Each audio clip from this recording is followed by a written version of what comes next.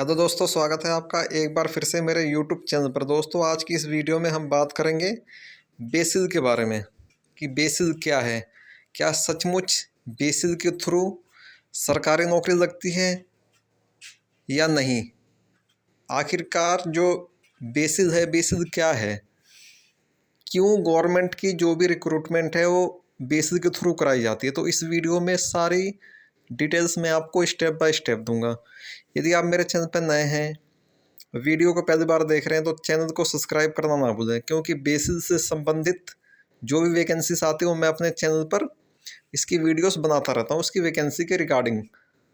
तो चलिए आइए इस वीडियो को करते हैं स्टार्ट। तो देखिए, सबसे पहले तो आप समझिए बेसिल क्या है।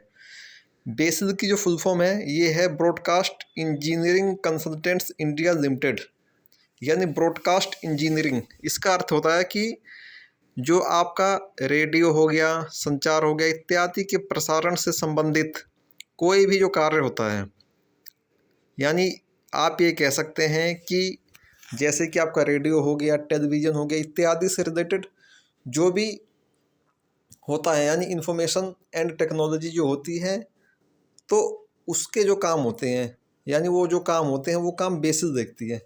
जैसे कि आपको दिख रहा होगा, एक government of India enterprise under ministry of information and broadcasting A mini Ratna company. BECIL क्या है, एक मिनी रत्ना कंपनी है। और क्या है, एक कंसल्टेंट्स है। यानी कंसल्टेंट क्या होता है, आपको कंसल्ट करता है, यानी आपको गाइड करता है कि आपको ये चीज़ ऐसे करनी है या गवर्नमेंट को ये चीज़ ऐसे करनी चाहिए। यानी एक तरह से ये उन्हें एडवाइस देता है गवर्नमेंट को कि यानी सूचना वगैरह हो गया, आपका ब्रॉडकास्टिंग वगैरह में ये अपना कंसल्टेंट देता है। तो आपके मन में ये सवाल आ रहा होगा कि ये जब एक मिनी रत्ना कंपनी है तो इसके थ्रू वैकेंसीज क्यों आती है। तो दोस्तों देखो, मैं आपको एक चीज़ क्लियर कर देता हूँ कि जो बेसिल है एक मिनी रत्ना कंपनी है। इनका जो काम है, इनका जो काम होता है तो इनका जो काम है ये तो आपका ब्रॉडकास्टिंग और इंजिन और इससे इंफॉर्मेशन से रिलेटेड है। और साइड बाय साइड यानी इन्हें गवर्नमेंट ने एक दूसरा काम भी दे रखा है कि जो भी गवर्नमेंट ऑफिस होते हैं दिल्ली में या ऑल ओवर इंडिया में, उनमें जो हायरिंग होती है वो हायरिंग ये करवाते हैं बेसिल वाले। ठीक है, तो बेसिल के थ्रू हायरिंग भी होती है। देन ये एक साइड कंपनी भी है जो कि भारत के सरकार के अंडर में आती है। अब बात करते हैं, सबसे बड़ा जो आपका सवाल होता है कि जो बेसिल होती है इसके थ्रू जो भी जॉब्स लगती हैं ये क्या सरकारी नौकरी होती हैं। तो मैं आपको एकदम क्लियर बता दूं कि इसके थ्रू जितनी भी आपकी जॉब लगती है वो सारी आपकी गवर्नमेंट डिपार्टमेंट में लगती है, चाहे वो स्टेट गवर्नमेंट का डिपार्टमेंट हो या सेंट्रल गवर्नमेंट का डिपार्टमेंट हो। यानी आपकी जॉब लगती है स्टेट गवर्नमेंट या सेंट्रल गवर्नमेंट के डिपार्टमेंट में एज ए आउटसोर्सिंग। यानी आपकी जो जॉब लगती है, आप इसमें दो तरह की वैकेंसी आती है। एक तो कॉन्ट्रैक्ट बेस पे आती है, दूसरी आती है आउटसोर्सिंग। कॉन्ट्रैक्ट बेस और आउटसोर्सिंग क्या होता है ये मैं आपको समझा देता हूँ। देखिए, जो कॉन्ट्रैक्ट बेस होता है, कॉन्ट्रैक्ट बेस का मतलब ये होता है कि कोई भी इंसान, यदि आपकी कंपनी है या मेरी कंपनी है, यदि मैं किसी भी एक लेबर को हायर करता हूँ तो मैं उसे एक कॉन्ट्रैक्ट पे हायर कर रहा हूँ। कॉन्ट्रैक्ट का मतलब ये होता है मैं उसे 1 साल, 6 महीने, 3 महीने, 2 साल, 4 साल इत्यादि का जो कॉन्ट्रैक्ट होता है उस कॉन्ट्रैक्ट के बेस पे मैं उसे हायर करूँगा। यानी मैंने उसे हायर किया तो मैं उससे ये कहूँगा कि तुम्हारा 6 महीने का कॉन्ट्रैक्ट है, यानी मेरी कंपनी तुम्हें केवल 6 महीने के लिए ही हायर करेगी। तो ये होता है कॉन्ट्रैक्ट बेस।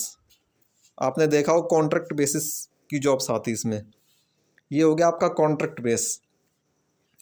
दूसरा हो गया आपका आउटसोर्सिंग बेस। अब आउटसोर्सिंग क्या होता है, जैसा कि आपको नाम से पता चल रहा होगा, आउटसोर्सिंग। आउट में क्या होता है, बाहर, सोर्स यानी बाहर के स्रोत से लेबर को हायर करना, उसे कहते हैं आउटसोर्सिंग। यानी आउटसोर्सिंग का अर्थ ये होता है कि आप किसी भी व्यक्ति को उस जो है, यानी जो डिपार्टमेंट है, यानी डिपार्टमेंट में जो इनके प्रोसेस होते हैं गवर्नमेंट जॉब्स के, उस वो गवर्नमेंट प्रोसेस जो होता है, रिटर्न एग्जाम वगैरह होता है आपका, उसके थ्रू ना हायर करके बाहर से आपने एक लेबर हायर किया तो उसे कहते हैं आउटसोर्सिंग।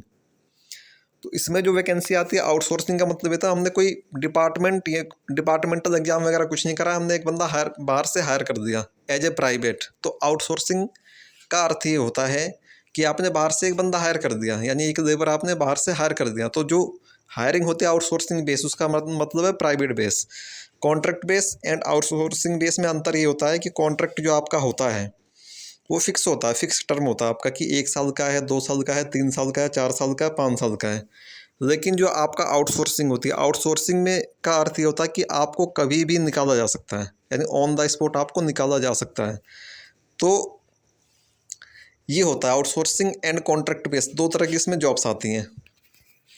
तो कोई भी कैंडिडेट अप्लाई करने से पहले ये ना समझे कि वो बेसिस में अप्लाई कर रहा, तो उसकी यदि जॉब लग जाती है किसी भी गवर्नमेंट डिपार्टमेंट में, चाहे वो दिल्ली का डिपार्टमेंट हो, चाहे ऑल ओवर इंडिया कोई भी डिपार्टमेंट हो, तो वो उसे ये ना समझे वो कि उसकी सरकारी नौकरी लग गई। ये सरकारी नौकरी नहीं होती है, प्राइवेट जॉब होती है।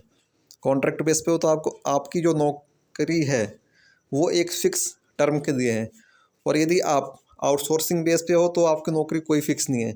आपको 6 महीने में बाहर निकाला जा सकता है, 3 महीने में भी, 1 साल में भी, 2 साल में भी। तो ये चीज़ होती है। तो बेसिस की सबसे बड़ी, यानी आप एक तरह से कह सकते हैं बेसिस की सच्चाई है। बहुत सारे मैंने यूट्यूब पे चैनल देखे जो कि ये बताते हैं कि बेसिस में बिना एग्ज़ाम दिए सरकारी नौकरी पाई है। तो मैं आपको इस वीडियो में एकदम क्लियर कर देता हूँ, बेसिस के थ्रू कोई भी सरकारी नौकरी नहीं लगती। वो आपकी या तो आउटसोर्सिंग बेस पे होगी या तो कॉन्ट्रैक्ट बेस पे। मेरा ये वीडियो बनाने का केवल यही पर्पज़ है कि मैं आपको ये बता दूं कि जो भी बेसिस के थ्रू आप अप्लाई करते हो तो आपकी प्राइवेट जॉब होती है, वो कोई सरकारी नौकरी आपकी नहीं होती। तो दोस्तों, आपको ये वीडियो कैसी लगी कमेंट बॉक्स में मुझे कमेंट करके ज़रूर बताइए। कि आपको ऐसी ही किसी और कंपनी के बारे में जानना है, जैसे कि एक है निदिट, उसके बारे में मैं वीडियो बनाऊंगा यदि आपके कमेंट ज़्यादा से ज़्यादा आए तो दोस्तों, इस वीडियो को यहीं तक रखते हैं, मिलते हैं नेक्स्ट वीडियो में। तब तक के लिए गुड बाय।